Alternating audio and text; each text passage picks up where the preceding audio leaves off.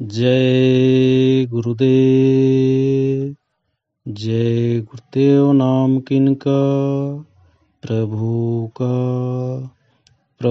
का पावन नाम। जय गुरुदेव। स्वामी जी महाराज ने सत्संग सुनाते हुए हम लोगों को बताए कि हम लोग रोज ऐसी घटना देखते हैं कि लोग चले जाते हैं, फिर भी सोचते समझते नहीं हैं, दुनिया के ही कामों में लगे रहते हैं, अपना काम नहीं करते हैं। अपना काम कर ले तो जब वो कहे कि मेरा मकान खाली करो तो सूरत खाली कर दो और कहो कि आपने बड़ी कृपा की कि ऐसा अनमोल मनुष्य शरीर हमें दिया और इसमें हमें महात्मा मिले और उनकी कृपा से मैंने अपना काम कर लिया। ये लीजिए आपकी चीज, हम आपको दे देते हैं। जब जिसका समय पूरा होगा उसको जाना होगा। मेरा समय पूरा होगा तो मैं भी जाऊंगा। उसका पंच भौतिक शरीर है, वह तो लेगा ही। मैं तो ये कहता नहीं कि मैं रहूंगा और तुम सब चले जाओगे। हमेशा सत्संगियों का साथ करो। सत्संगियों के पास बैठोगे तो दुनिया की हवा नहीं लगेगी। दुनिया वाले के पास बेकार समय गंवाते हो। उनको तो कोई शिक्षा मिली नहीं, और जो कुछ शिक्षा मिली भी तो ये कि उसको मार दो, लूट लो, धोखा दो। उनका साथ करोगे तो तुम पर वही असर आएगा। साधना में बैठने के लिए थोड़ा दुनिया से मन को, बुद्धि को रोकना तो पड़ेगा ही, तभी काम होगा। यही दौलत है जो अंत समय में मदद करती है, साथ देती है। बाकी तो ये है कि ये विचित्र सत्य है कि कोई किसी का साथ नहीं देता, सब देखते रह जाते हैं और वह शरीर से खींच लेता है। जहाँ समय पूरा हुआ तुमको कुछ कहने का भी मौका नहीं देता। तुम चाहो कि हम किसी से कुछ कह दे, पर वह ऐसा खींच लेता है कि तुम कुछ कह नहीं सकते हो। मनुष्य शरीर है, इसी में तुमको समझाया जाता है और इसी में तुम समझ सकते हो। जो चला गया वह जानवरों की, कीड़े मकोड़ों की, पशु पक्षी की योनियों में चला गया या कहाँ गया, यह तुम क्या समझोगे। तुम सत्संग में आते हो, जब सत्संग खत्म होने को होता है तुम क्या समझोगे, तुम्हें क्या मिलेगा। रोज कहा जाता है कि सत्संग में समय से आ जाओ। यहाँ तुम समय से आकर फायदा नहीं उठा सके तो क्या करोगे।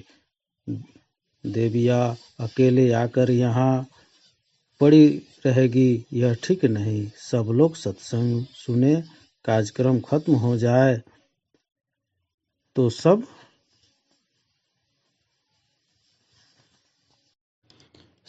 जाए। यहाँ पड़ा रहना अच्छा नहीं।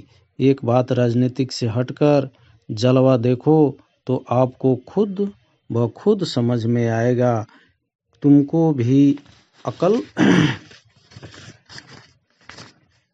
आ जाएगी, उनकी भी अकल आ जाएगी।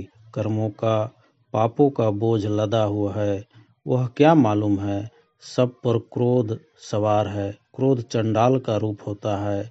कृष्ण भगवान ने यदुवंशियों को नहीं मारा था, वह तो उनका पाप कर्म था जिससे वो आपस ही में लड़ मरे।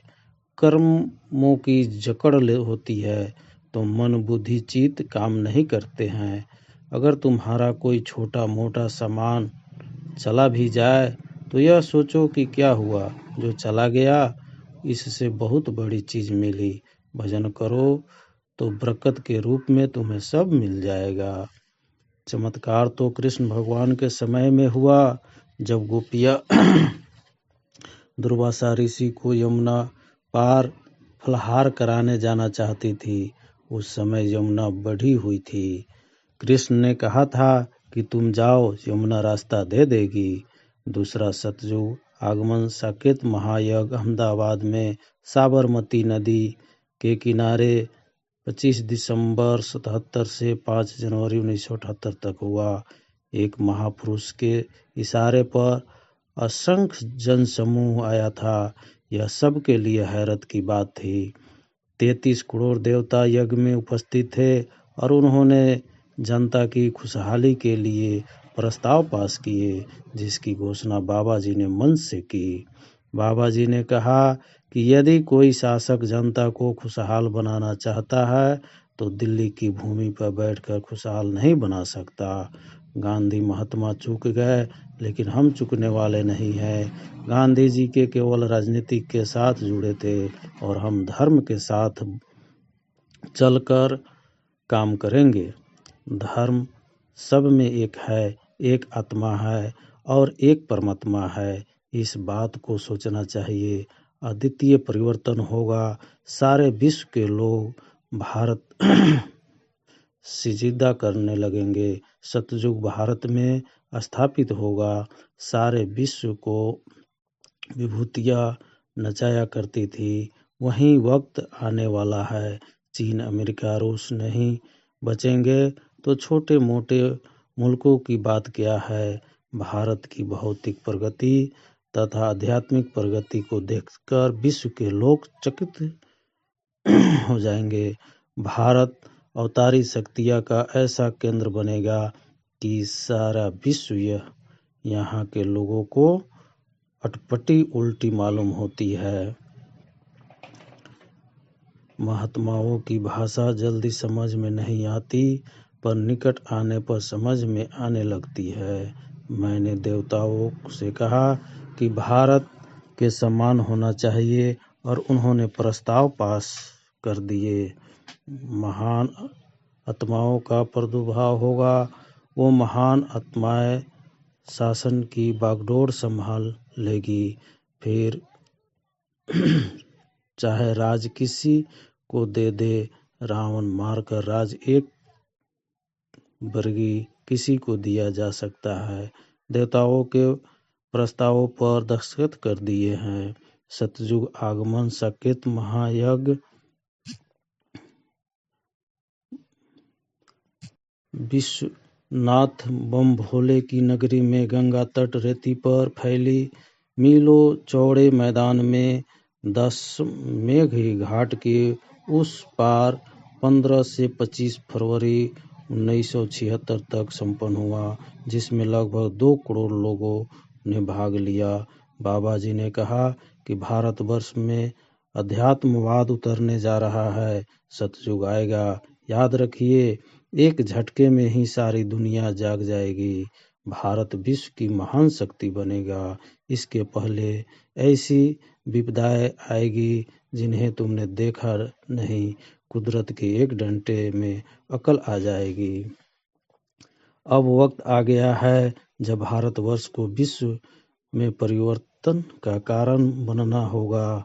त्रेता में विश्व युद्ध का कारण भारतवर्ष था। द्वापर में भी विश्व युद्ध का कारण भारतवर्ष था और वर्तमान में भी भारतवर्ष को ही कारण बनाना होगा।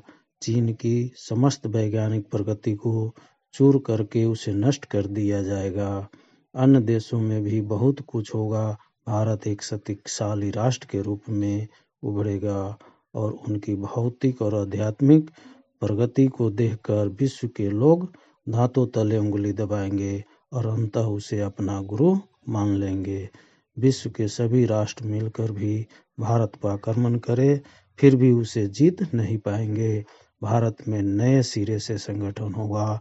राष्ट्र संघ और सुरक्षा परिषद भारत में चलेगी। जय गुरुदेव।